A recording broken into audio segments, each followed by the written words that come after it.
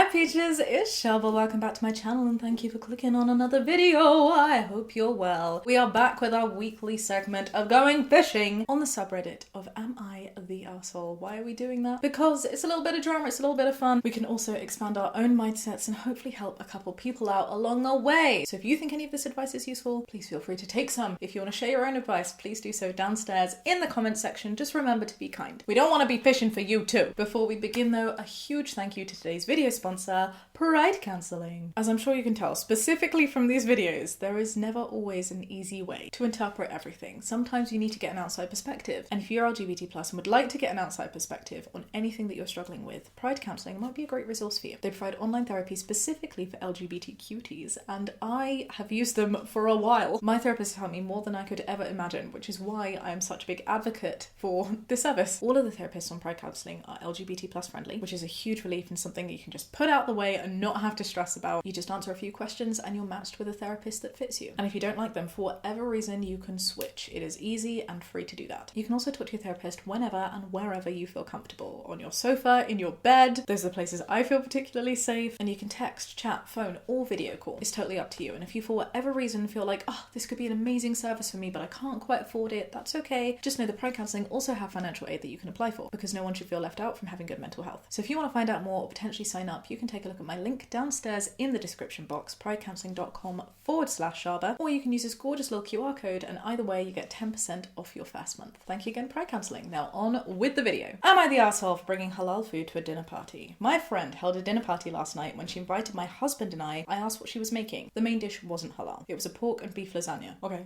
I mean, normally lasagna is just beef, so whatever. My husband and I are Muslim, so instead of asking her to go out of her way for us, I asked if I could bring a halal dish, and she said yes. I made a chicken curry. My husband made roti. I love roti. I haven't had that in such a long time. Make me some, please. I thought there'd be heaps of leftovers after the dinner, but the food was a hit. The main dish made by my friend who held the dinner was leftover. Nobody really touched it. I felt bad, but there wasn't much I could do. I couldn't eat it, and I asked if I could bring food beforehand. After the party, she texted me a long message about how disrespectful I was to bring food and how I embarrassed her. I feel really bad, and I feel like I should apologise. My husband said I didn't do anything wrong. I sent a screenshot of the text to one of my friends who attended the dinner. That's a bit buttholy. She also said I have nothing to apologise for, so I've come here for an outsider's perspective. Was I disrespectful? Should I apologise? Am I the arsehole? No!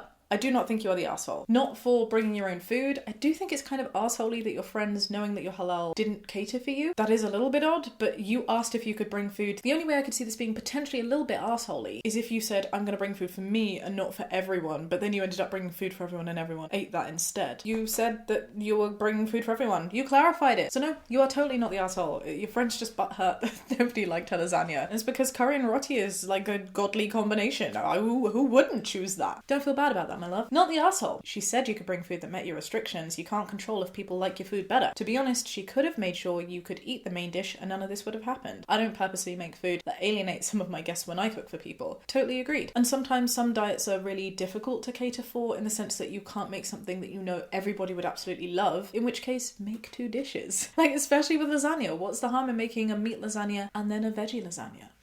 Not the arsehole. Your host is clearly an arsehole who invites a Muslim couple over and serves pork as a main dish. I do kind of think that's a little bit odd. Not the arsehole. You asked, she accepted. Now she's heard that your dish was better. Sucks to be her. Oh, sorry, that laugh sounded a little bit evil. I didn't mean to sound evil. Should we move on to another one? Am I the arsehole for not wanting to switch rooms with my new disabled roommate? I live in your standard crap student house with a terrible layout. 5-bed house, 3 upstairs, 2 downstairs. Of the 2 downstairs bedrooms, one's fairly big, the other one's half the size. The big one is mine. It's a reconverted living room and it's right at the front of the house, so I get first dibs on being broken into, I guess. That's an odd thing to say. And it's loud as hell because it's next to a road. When my roommates and I moved in, they didn't want to live on the bottom floor and I wasn't bothered, so it worked out. The 5th little bedroom has been empty so far. It's in our contract as a storage room, so it's not even a bedroom, but our landlords offered us reduced rent if we would have an extra tenant. Housing in our area is very scarce, and we, being broke students, were like, yeah, sure, whatever. Now, is this a bedroom or is this a cupboard? Because if this is a storage room or a box room, it's clearly down as a storage room, so if it really doesn't meet the needs of a bedroom, you should not be renting it out. I don't have a problem against good landlords, but it really pisses me off when I hear things like this, because number one, being a landlord still means that you have to be ethical, right? You can't rent out a cupboard and call it a room. I have dealt with this in Stratford, in London. I've had too many experiences. My uncle actually took me around and was just like, Shaaba, I wouldn't let my dog sleep here. There is no way that you are doing it. And there were literally queues of people. One guy even said, go. run to the ATM machines and the first person to put the deposit in my hand is one that gets property, even though it was a really, really crap room. The greed is outrageous. If it is a storage room, it cannot be used as a bedroom. You cannot offer it to another person to live there. It doesn't matter if the rent is being docked. And I have to say at this point, I haven't read the full story. The mega arsehole here is a landlord for offering as an option, but I do think it's also arseholey that you all said that that was okay. Because if you know that a room is so tiny, it's a storage room, and you have some kind of influence over that, I appreciate sometimes you might need the money, but it is a bit of an arseholey move to be like, yeah, sure, I'll let someone sleep in really unreasonable conditions just so I can have cheaper rent. It's a tiny blame, because the massive blame goes to the arseholey landlord. So someone came to look at the house, the room, and is going to be signing for it. We didn't meet them, but they're planning to move in soonish. The problem is the landlord contacted us today to ask if any of us would be okay to switch rooms because new person is disabled and can't have such a small room. We haven't been given any other details apart from physically disabled, so my roommates upstairs all went, well, they might not be able to get upstairs, so you should be the one to remove rooms. Okay, number one, that sounds like scapegoating. Number two, that's not a fully informed decision. If that's the case, before having that conversation, you should be asking the landlord, is the new tenant able to go upstairs before you decide, if you're even going to decide, who should be giving up their room. But I don't think people should be giving up their room. Let's read on. The issue is I don't want to move rooms. The spare room is crap, which is why it was deemed a spare room. I love my room. I've signed onto this house for another year based on the nice room and me being in my nice room. I've got a big reptile tank, a dressing table. I've done my best to make a terrible student room a place I actually like spending time in. I'm not prepared to give it up. I'm also assuming that you pay more for this room. That's definitely how it worked when I was looking at HMO properties. If you had a bigger bedroom, you would end up paying more of the rent, and if someone was in a tiny room, they would end up paying less. We haven't gotten back to the landlord yet, but my roommates are saying if they needed to give up their room, of course they would. Okay, but that's very easy to say, isn't it? They're obviously not, and that I'm being an arse for not doing it. I really feel for the new person, especially if they're physically disabled and need the extra space, especially since housing is so difficult to get right now, but I don't want to lose my nice room. Am I the arsehole? Should I just suck it up for the next year and a bit and switch rooms? No.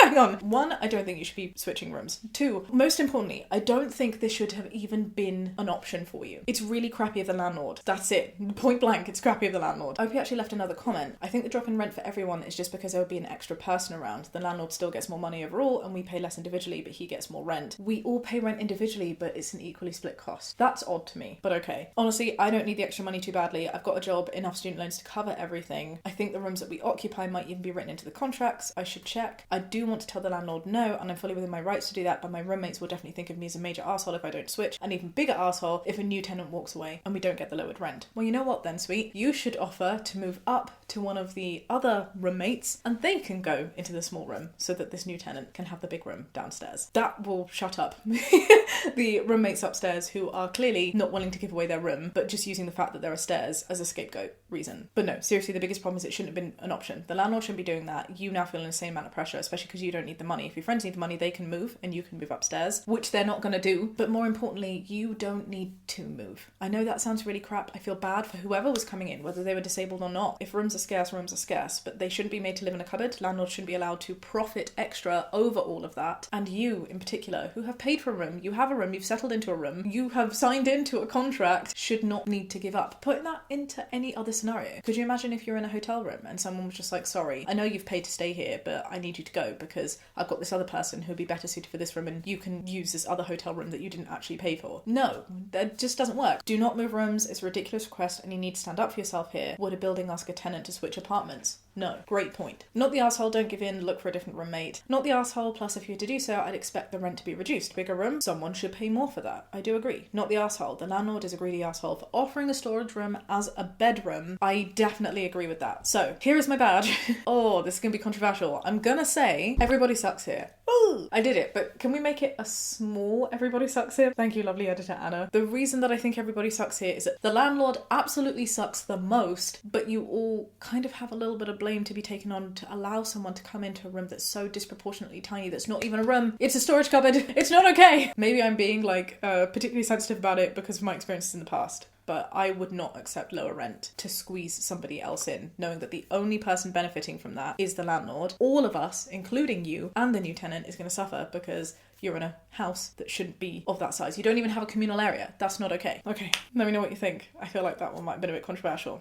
Should we do one final one? Am I the asshole for not sharing inheritance equally between my step and biological children? At home, it's me, my husband, our child together, and my stepkids who live with us 3 nights a week. I've recently inherited a property from my grandma. My intention is to sell the property and put the majority of the funds away into our son's saving account for when he's older. I discussed this with my grandma previously. She was happy with the suggestion, although she said it was entirely up to me because it was left solely to me. My grandma and myself were very close. She was like a mum to me, and she adored my son, so I know she'd be very happy to see him hopefully buy a house one day or do something with this money. My stepchildren are teens and hadn't seen or spoken to my grandma in many, many years. They weren't close. Understandably, I guess they didn't want to prioritise seeing my family as they get older, as they already have enough family to go around seeing on their mum's side and my husband's side. They didn't consider her a grandma or even a member of the family, I'd imagine. I've got a good relationship with my stepkids, but I wouldn't call it a mother-to-child type of relationship. The mum was very hostile at the beginning and didn't want me involved. This rubbed off on the kids, I feel, and so it took us time to build a relationship. And the one that we have now, whilst great, is more like a friendly, trusted adult figure that they know and can talk to, as opposed to a third parent. Which is okay, right? Like, it's okay to have that relationship. They seem to prefer things this way, so I've never pushed for more, and everyone seems happy with the way things are. As I said, I plan to sell the property and put the majority of funds into a saving account for our son. I don't intend to split 3 ways between all of the kids, because I feel this is an inheritance from my family member who was close to my son, who didn't really have a relationship with my stepkids. I want to be able to say one day that this came from Grandma X, and I know she'd have been so happy at that. My husband and I don't need the money. We own our own home. There's inheritance that my stepkids will receive, along with whatever their mum and her family might have. My husband believes I'm being an asshole for suggesting the money should go to my son and thinks that if one kid should get it, they all should get it. But in my opinion, if my stepkids don't have a relationship with my gran, I don't think they should automatically get an equal share of her money. Am I the asshole? Oh, this is a tricky one. My golden rule in terms of inheritance is that no one should be complaining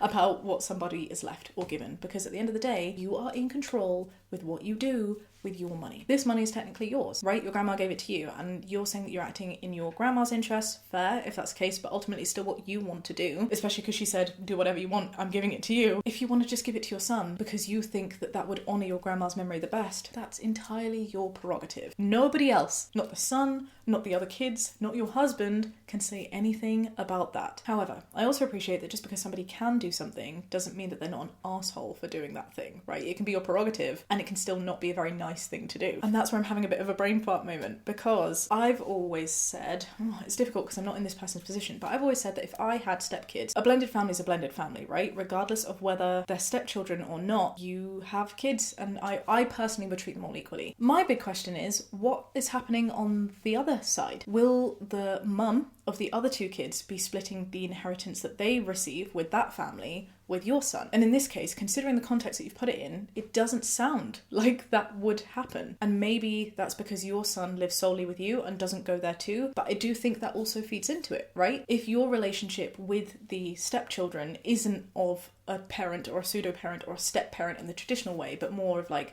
a guardian figure who happens to be dating your dad, especially because they don't live with you all the time, I totally get why there would be a difference in that treatment. I feel personally like that would be justified, and regardless of whether I felt like I could justify it, the overall point is it's your money and you can do what you want with it, so I don't think husband can say anything. Also adding to it, I appreciate that husband is dad to all 3 kids, like biologically dad to all 3 kids, right? So that's why he might be feeling odd that one kid is being treated different to the others. But if there is a difference in dynamic with you, that's totally justified. I feel like it's one of those cases where he just has to be like, I feel like it's different, I'm experiencing some kind of pain, but it's not my decision, and so I get where you're coming from and you should do what you should do. So no, I don't think you are the asshole. Oh, that is my bad. Again, I feel like that was a tricky one. What do you think, my loves? Do you agree? Do you disagree? Should we see what other people have to say? Not the asshole. It's your inheritance. They have their own family to get inheritance from as well. And you know what? That is basically what every single person is saying here. Not the asshole, not the asshole, not the asshole. Many not the assholes. That's interesting. I expected it to be a little bit more divisive, but again, I don't know why, because I don't think you're the asshole. I guess it's just because I thought this whole idea of, a family's family and blah, blah, blah, they should be together, maybe would override some people. There you go, my love. At the end of the day, it's your money. And if that's what you think grandma would want from it, and you feel like you want to honour that, you honour that. Whew.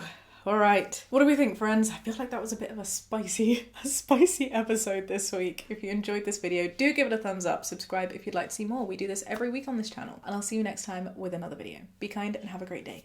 Bye.